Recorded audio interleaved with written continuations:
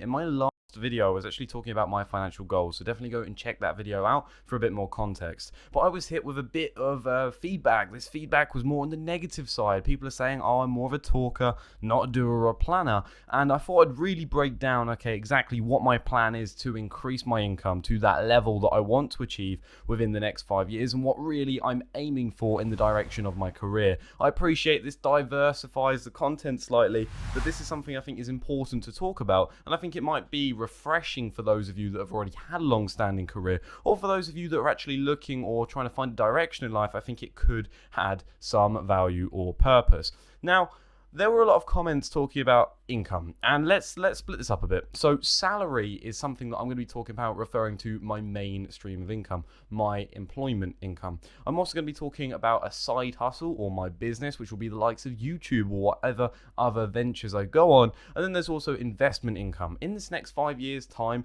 I don't plan to have much, if at all, any investment income, and therefore it would not be added into this calculation. However, there could be some cash flow in the form of a property, which I will talk about shortly. So in this regard, I plan to increase my salary as much as possible, because if I want to increase my investments over the longer term, the best thing I can do is maximize the amount of money I'm making now, so that I'm therefore able to save and invest more money. Now you might go, okay, hang on, that's a bit ridiculous. Why would you do that? Why not just save more money? Why not spend less?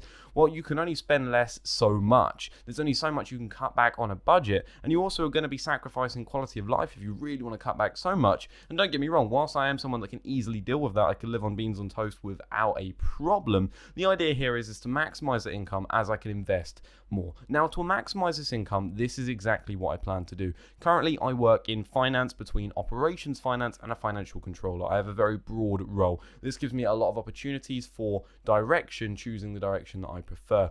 Now, firstly, you could say, okay, right, how are you going to increase your income? Are you going to be loyal to the company?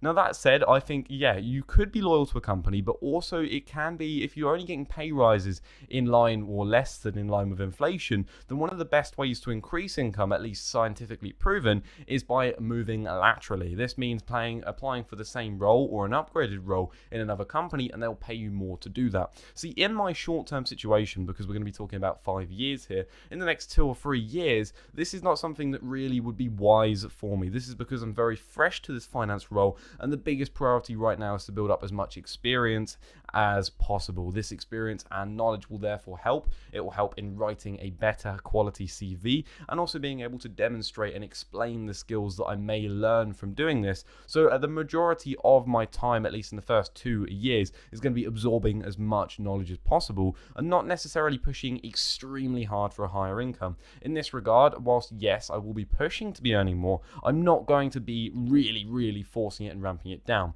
So there are a few things I can do here. So I plan to do 6-month reviews, and this means I want to be talking to my manager every 6 months, or maybe 12 months in some people's situations, and say, hey, look, I'm looking to increase my income. Here's what I'm currently doing. What would you be looking for someone that would be earning in this base range, or for the next role? And therefore saying, okay, I'll achieve this by this, and then. And what I plan to do is go, okay, you know what, look, I'm currently controlling this, I'm doing this, I'm taking control of all of this, and I've trained this person on this. This is what I do in my everyday datability. I don't think the current amount of money I'm earning is enough to really support that job role. Furthermore, when I look online, and you can check it online and go, okay, what is my role? What are the things I'm doing? How much are other companies paying for someone in a very similar role? And you can go, well, actually, this company here is paying £30,000 a year for the jobs that I do with your company. I would like a pay rise. Can you offer that? And obviously, if they don't, then maybe you want to start thinking a bit more about lateral movement, or seeing at least what they offer. If it's a flat no, then obviously I think that'd be a point where you'd be sort of spinning up your options here.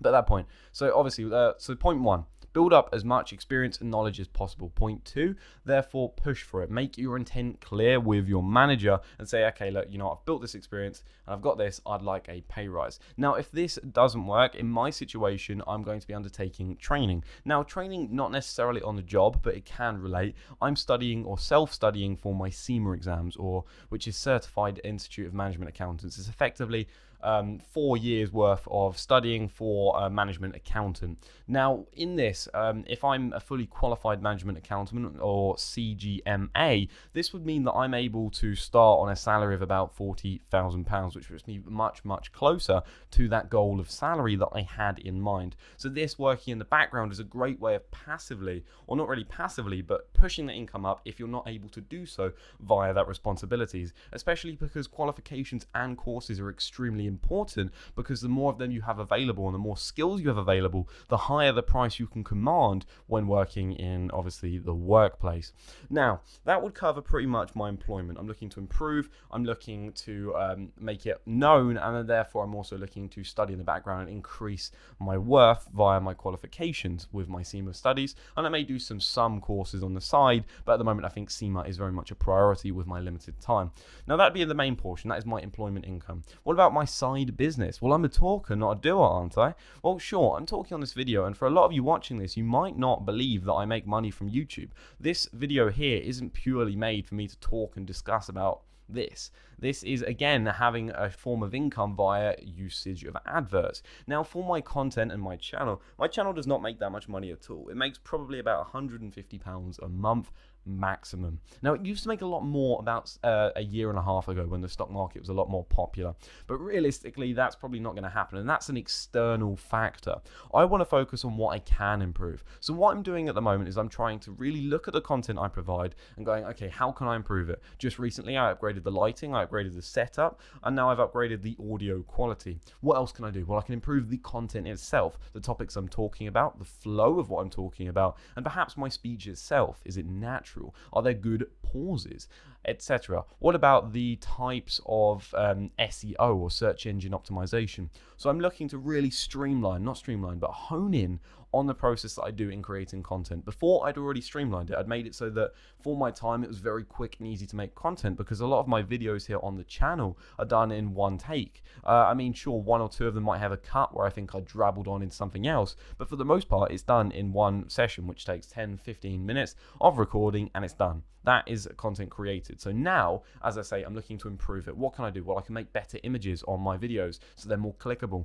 More clicks means that YouTube is going to recommend this content more, and therefore these more recommendations can equal more views or more advert views, which means more money. Furthermore, you could look at this in a different regard. You could say, okay, well, if I create really engaging content and tell people to stay right to the end of the video, then obviously the people with the videos with greater watch time, the greater the watch time, YouTube thinks, okay, this is a good video. Look how long the users stayed and what proportion of this video they stayed on with this channel. This is good. Let's recommend some more content from this channel, and therefore you're going to be recommended more exposure, more potential subscribers, more viewers, more income, more of a notoriety online, more social media influence, and therefore you could, for instance, plug affiliate links or selling products, sell your own course, and that has more exposure and therefore more money. So with the YouTube really focusing down on the content at the moment, not really looking to plug affiliate links or sponsorships, but really just improve this as much as possible. Now, with investment income with my portfolio is primarily stocks.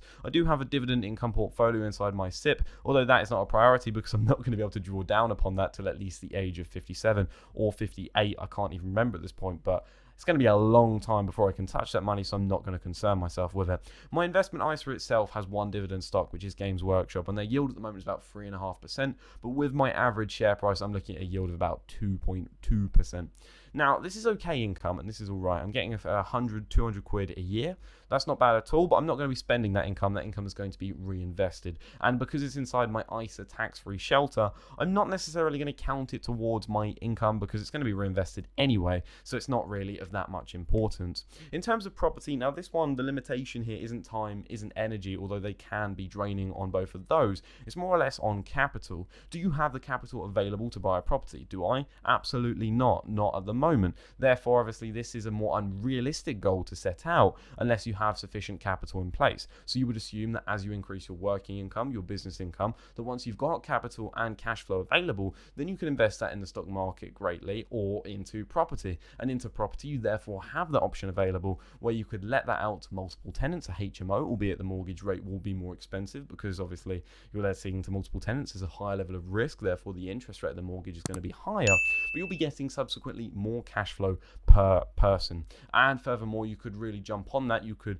put capital appreciation into the property, really renovate it to a higher level of standards, not only commanding a higher level of rent, but also you'll see this reflect in the capital appreciation or the value after the work you've done on it in the property. And also don't forget that the money that you invest in the property is very likely tax deductible, especially if you're looking to build an ensuite and other things to really improve the quality of the house. So in that regard, what I'm trying to do is build capital so that I'm able to invest in property. Now, I do have a property venture ongoing at the moment, in which in this first round I'm not investing with capital, but I will be paid, to say the least, for my time and energy, as well as my partial knowledge and perhaps my different perspective on the matter. And then going through on the second round, I will have raised enough money by the time of that next round, which will be well within these 5 years. And then I will likely be jumping in with capital as well. So I've broken down the methods I plan to increase my income. And obviously for some people, it's going to annoy you still. You're going to think it's ridiculous, but here it is. That's what I'm trying to do to boost my income so that I can invest more and ultimately potentially reach financial independence at an earlier stage. Thank you for watching. Have a fantastic day.